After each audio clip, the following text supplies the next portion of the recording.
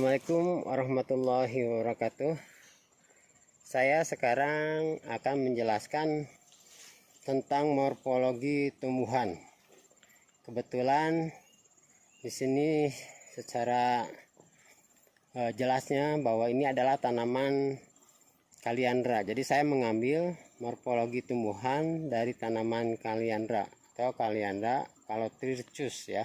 Sebelumnya like, subscribe, dan klik tombol loncengnya ya. Kalau nama latinnya. Nah, di mana morfologi yang kita ketahui yaitu terbagi beberapa bagian ya. Ada pertama akar, ada batang ya, ada batang. Lalu ada bagian daunnya. Ini ada bagian daun ya.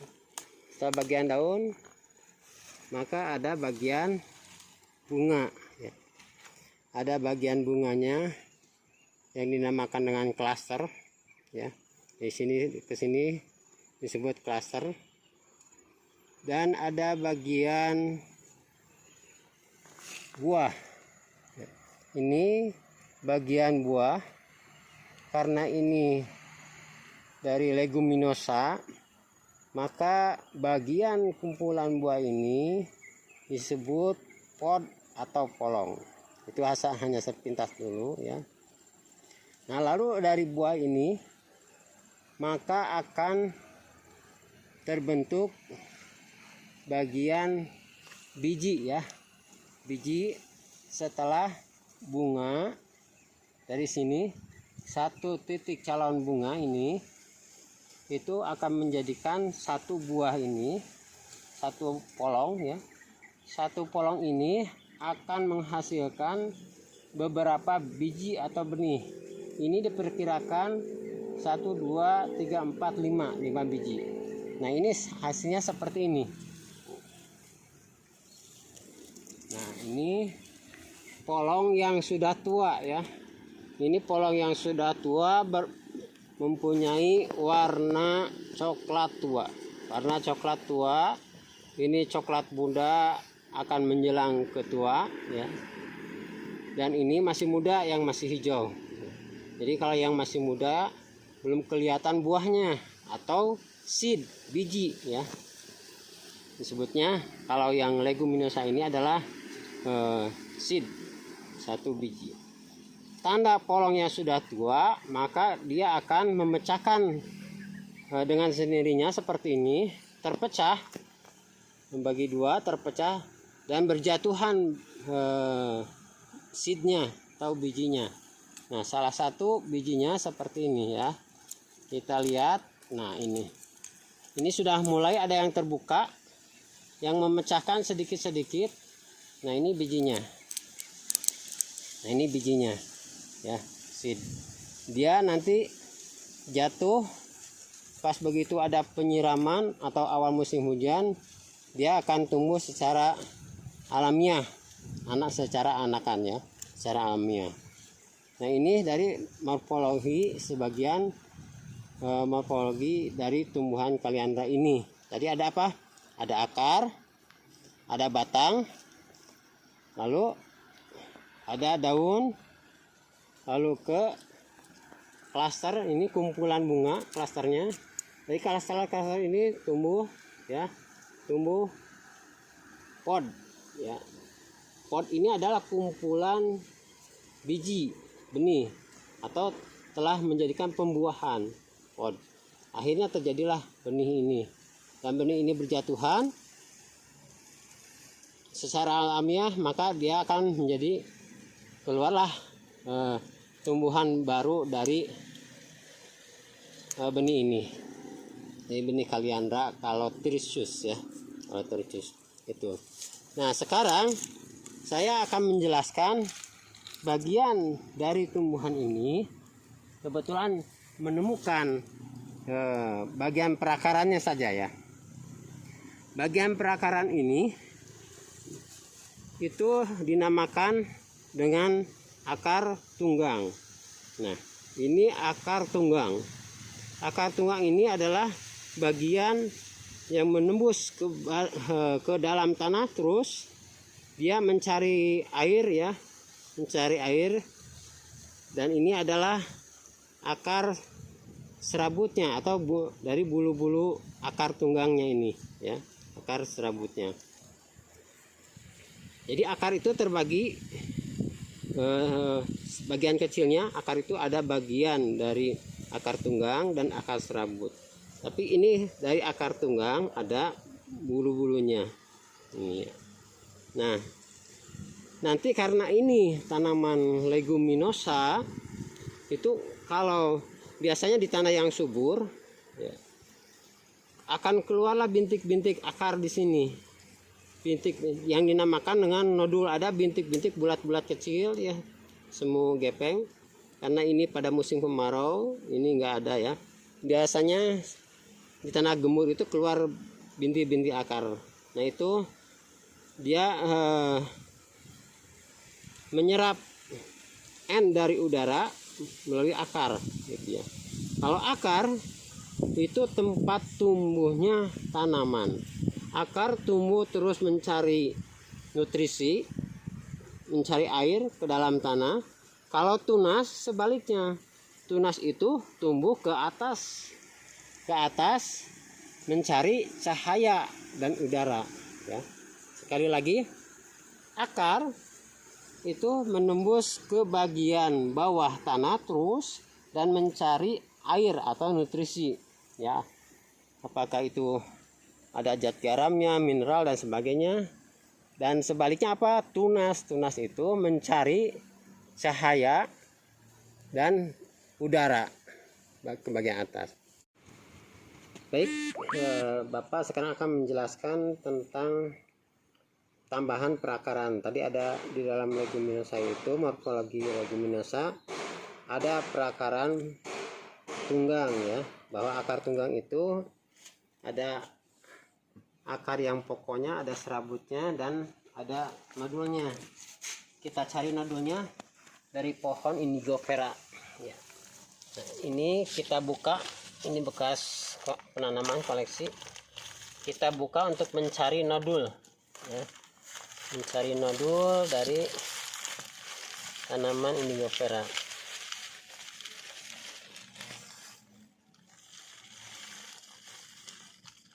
Nah,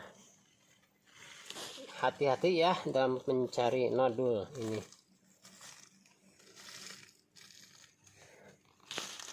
Jadi induk dari akar tunggang ini adalah tempat tumbuhnya terus ke bawah ya. Dia mencari nutrisi dan air.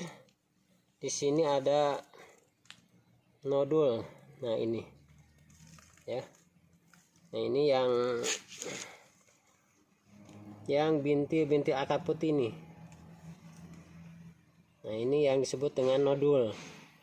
Ini ya, atau bintik akar. Bintik akar ini timbul karena dia menyerap N dari udara, disimpan di perakaran ini ya. Nah, inilah yang dinamakan dengan nodul. Jadi ini mengandung N yang cukup tinggi juga ya. Dia menangkap N dari udara. Mungkin itu penjelasan dari Bapak. Jadi akar ada yang paling pokok, ada yang serabutnya atau anakan akar, lalu ada mintil akar gitu ya.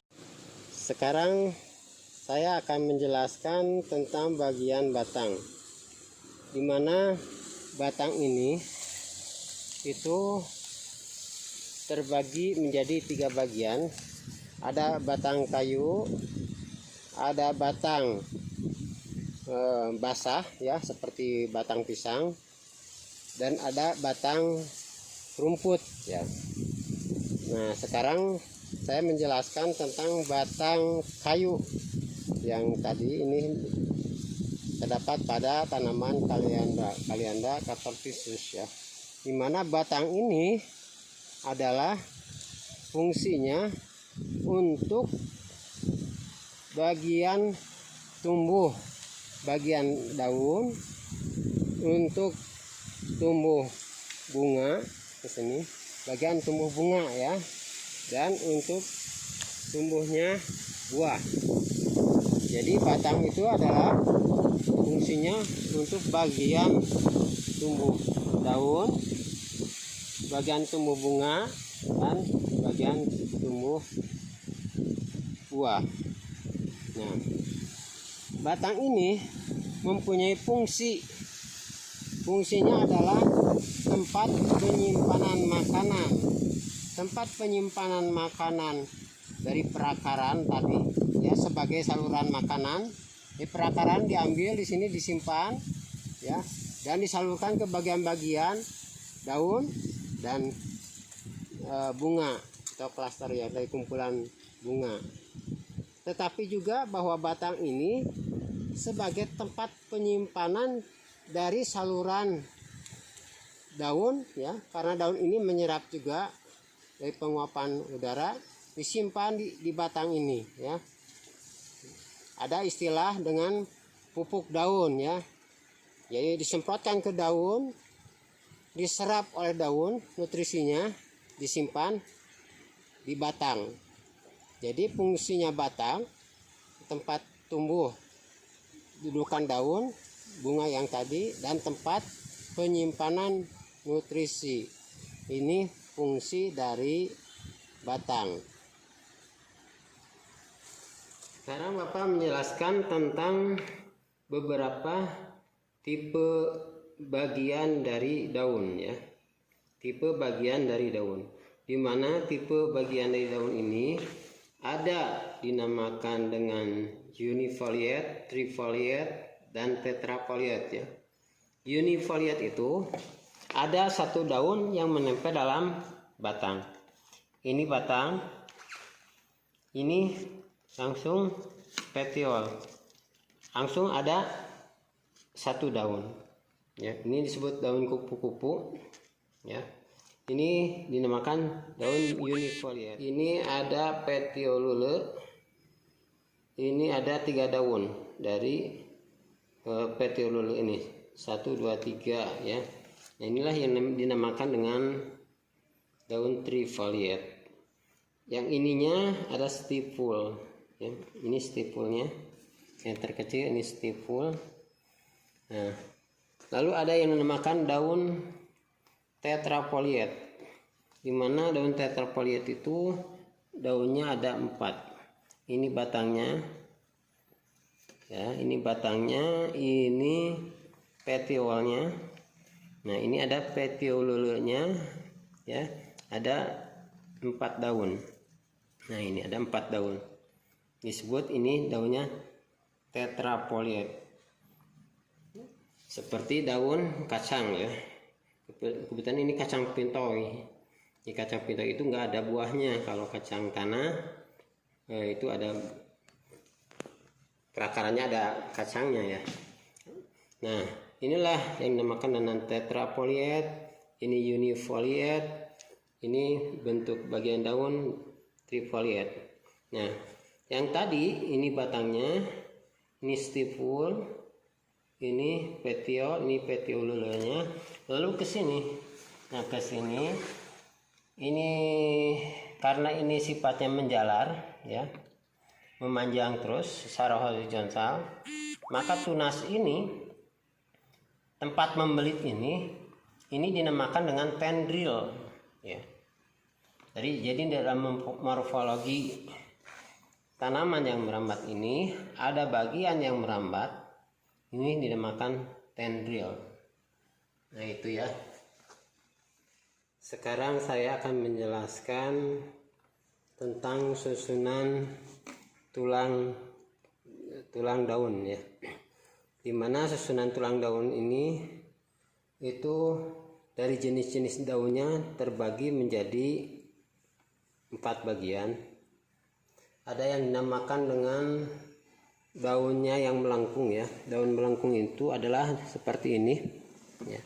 Ini ada daun yang melengkung, ini tulangnya, dia melengkung ke bawah ya. Jadi melengkung ke bawah, ini tulangnya. Ini adalah susunan tulang-tulang yang melengkung, dan daunnya ini berbentuk bergerigi ya, bergerigi. Nah, lalu ada tulang daun seperti jari-jari. Nah, ini daun yang berbentuk, jenis daun yang berbentuk jari-jari. Ya, ini tulang-tulangnya ya, berjari. Nah, ini disebut jenis daun berjari. Lalu ada daun yang dinamakan dengan sirip ikan. Nah, ini daun ini dinamakan dengan sirip ikan, seperti ikan ya, seperti siripnya ikan. Jadi tulang-tulangnya ini seperti sirip-sirip, dinamakan daun sirip ikan. Nah, ada juga yang dinamakan dengan daun sejajar. Daun sejajar itu seperti daun pisang ya. Nah, ini seperti daun pisang, daun jahe, atau rumput, termasuk rumput-rumputan ya. Ini disebut daun yang sejajar. Ini yang dinamakan dengan jenis-jenis daun. Di sini kebetulan ada, saya contohkan hanya 4 jenis daun, gitu ya. Mari kita lanjut kepada daun majemuk. Kita lanjut. Sekarang saya akan menjelaskan tentang daun majemuk ya. Di mana daun majemuk ini terdiri dari beberapa daun. Kita lihat dulu dari sini ya.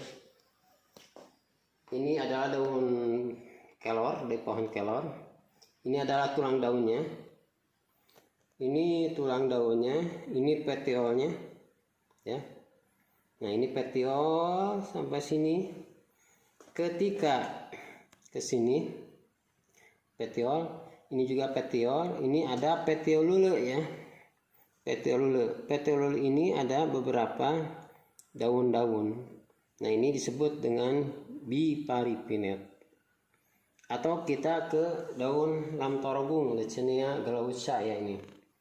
Ini tulang daunnya. Ini tulang daunnya. Ini petiolnya. Dari petiol lalu ada petiolule. Nah, dari petiolule ini ada beberapa daun yang tumbuh ya. Satu petiolule ini ada beberapa daun yang tumbuh, disebut ini daun majemuk biparipinet. Nah, daun majemuk ini ada yang dinamakan dengan imparipinet. Contohnya dari daun gamal ya.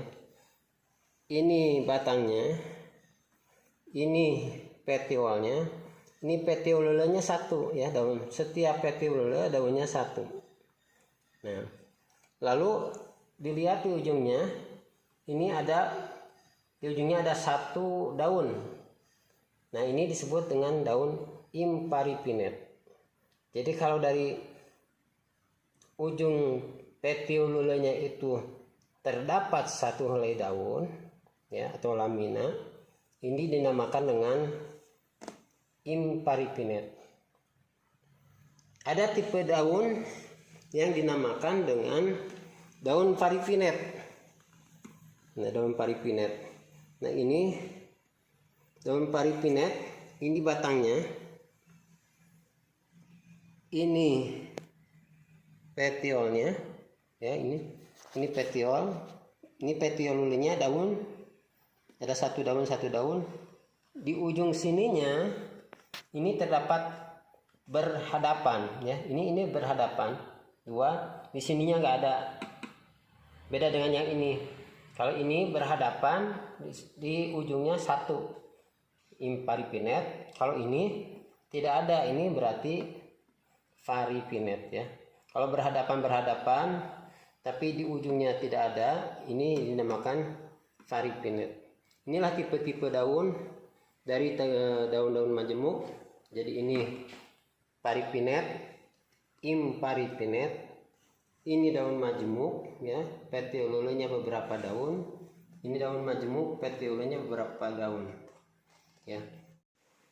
Baik, Sekarang saya akan menjelaskan tentang bagian bunga di dalam morfologi leguminosa ini, dimana bunga ini dari sini ke sini, bagian ini ke sini itu dinamakan klaster ya.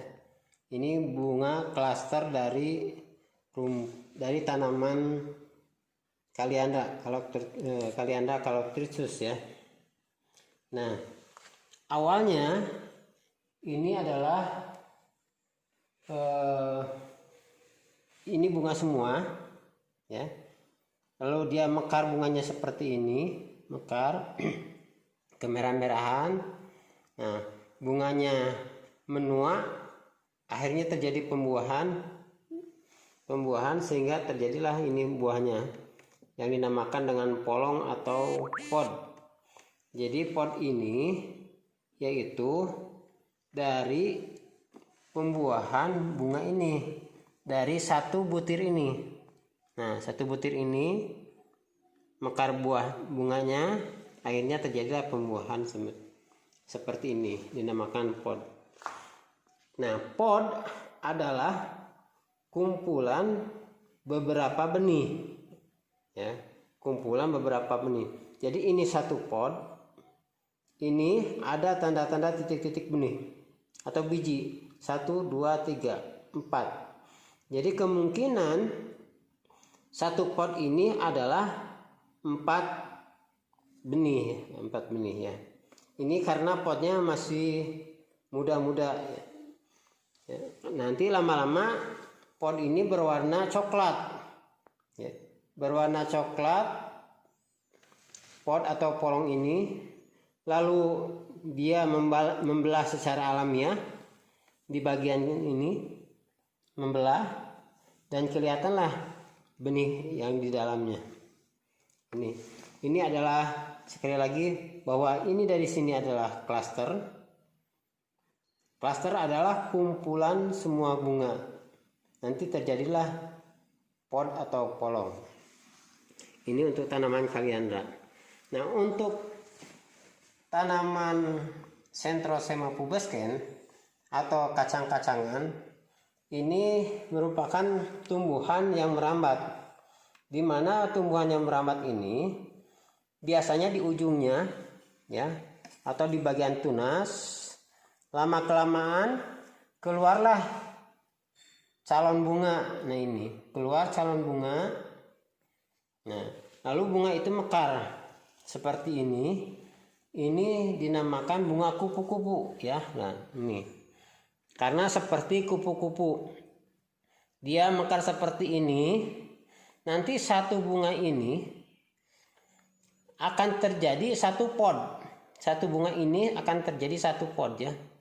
Satu tangkai ini dari petiol ini terjadilah 3 bagian bunga. 1, 2, 3 ya. 3 bagian bunga. Artinya akan tumbuh 3 bunga yang diharapkan gitu secara alamiah. Nah, seperti ini. Ini ada yang kalau tadi bunganya 3, ini yang tumbuh menjadi 2 bunga. Menjadi 2 pod atau polong ya dari bunga yang tadi. Nah, kalau ini secara maksimal. Ini tumbuh 3 pod. Ya, ketiga-tiganya tumbuh karena setiap kumpulan bunga yang tadi 3 ini 1, 2, 3, ternyata ini terjadi pembuahan, tumbuh semua ya menjadi 3 polong. 1, 2, 3. Ini juga sama. Kalau yang ini 2, berarti kalau yang 2 jatuh 1 gitu ya. Karena rata-rata setiap klaster itu yang Centrosema pubescens ini adalah 3 calon bunga. Nah, sekarang kita lihat ke klaster tanaman gamal ya, Gyricidia sepium. Di mana klaster gamal ini beda dengan klaster yang lain. Ya, kalau tadi Kaliandra ada di ujung ujungnya. Ini juga centrosema ada di tunasnya, keluar bunga. Kalau gamal ini berada klasternya, dia keluar dari bagian-bagian batang, ya, keluar dari bagian-bagian batang. Ada stipul untuk petiol yang ini, ada stipul yang bisa tumbuh untuk bunga. Jadi stipul ini yang tumbuh untuk bunga, nah ini dinamakan klaster kumpulan bunga. Ini stipulnya, ya. Nah, kalau ini stipul untuk daun, begitu. Ini untuk tanaman Gyricidia sepium atau gamal, ya. Dari Gyricidia sepium ini, klaster-klaster ini, nanti podnya setelah mekar seperti ini bunganya, ya, ini juga tipenya masuk ke tipe kupu-kupu, ya, menyerupai kupu-kupu. Nah, ini menyerupai kupu-kupu. Dia mekar. Di sini ada benang petik, sari, dan benang sari. Nanti akan menjadi pod, ya, atau pembuahan dari setiap ini, ya. Ini jadi ini diharapkan satu klaster ini diharapkan banyak beberapa pot bergantungan di sini, 1, 2, 3 dan sebagainya terus ini. Ini yang diharapkan. Terkadang tapi yang terjadi pembuahan itu misalkan 5, 7, yang lainnya berjatuhan. Ini untuk tanaman Gyricidia sepium atau gamal. Nah, sekarang kita lihat yang ini. Ini saya ngambil dari tanaman Glauca, ya, dari lamtorogung. Nah, lamtorogung ini kebetulan saya nyarinya tadi susah, ya, nyari bunganya. Ini sudah terjadi pembuahan semua, Ini batangnya, ini stipul, ini petiol untuk pod, ya, atau bunga. Awalnya ini adalah berbentuk bunga tipe capitum. Nah, seperti ini. Ini ada di rumput Mimosa sp, ya, cucuk Garut. Nah, seperti ini awalnya bunganya. Jadi sama antara bunga Mimosa sp dengan lamtorogung. Ini tipe bunganya adalah capitum seperti ini, bulat, ya. Nah, capitum ini ada bintik-bintik kecil, ya, bintik-bintik kecil. Silakan zoom. Bintik-bintik kecil. Dari setiap bintik-bintik kecil, satu bintik ini diharapkan adalah satu pod. Nah, akhirnya dalam satu pod ini, capitum, awalnya capitum, ya, terjadilah pembuahan beberapa pod. 1, 2, 3, 4, 5, 6, 7. Jadi dalam kumpulan capitum yang tadi ini terjadi pembuahan ada 7 pod atau 7 polong. Ini dari Leucaena glauca. Nah, tadi saya sudah jelaskan ini dari Mimosa sp, ya. Ini bunganya belum keluar, ya. Agak kesulitan saya nyarinya. Sekarang kita lihat dari Jayanti, ya. Jayanti ini tipenya adalah tipe bunga kupu-kupu juga, ya. Tipe bunga kupu-kupu. Ini kumpulan bunganya, klasternya. Tapi yang ini yang tumbuhnya adalah menjadi pembuahan hanya satu pod. Jadi klaster bunga-bunganya yang lainnya berjatuhan. Ini adalah tanaman Jayanti Sesbania sesban, ya, Sesbania sesban. Begitu juga tanaman turi, hampir mirip sini seperti ini, cuman buahnya lebih besar, potnya lebih besar, ya, yang dinamakan dengan Sesbania glandiflora, ya. Mungkin itu untuk tipe-tipe bunga. Nah, kembali kepada yang polong yang tadi, tanda-tanda polong yang sudah tua itu mempunyai warna yang lebih coklat atau coklat tua ya. Ini masih coklat muda, ini masih hijau ya. Nanti kalau sudah coklat tua, maka dia akan mekar sendiri, membelah sendiri ya, membelah sendiri, membuka sendiri. Maka nah ini seed ini atau biji-biji ini berjatuhan ketika dia buka ya, melemparkan seed ke bawah, dan akhirnya terjadilah anakan dari pohon yang mempunyai polong ini atau pohon yang lain ya. Nah ini yang bergantungan ini adalah seednya. Satu seed ini dinamakan floret ya, atau satu benih ya. Biasanya kalau floret itu ada di tanaman rumput ya. Satu di leguminosaan ini disebut satu biji benih ini disebut seed ya. Ulangi lagi, jadi satu biji dinamakan seed atau benih satu biji. Tapi dalam kumpulan ini disebut pod atau polong ya.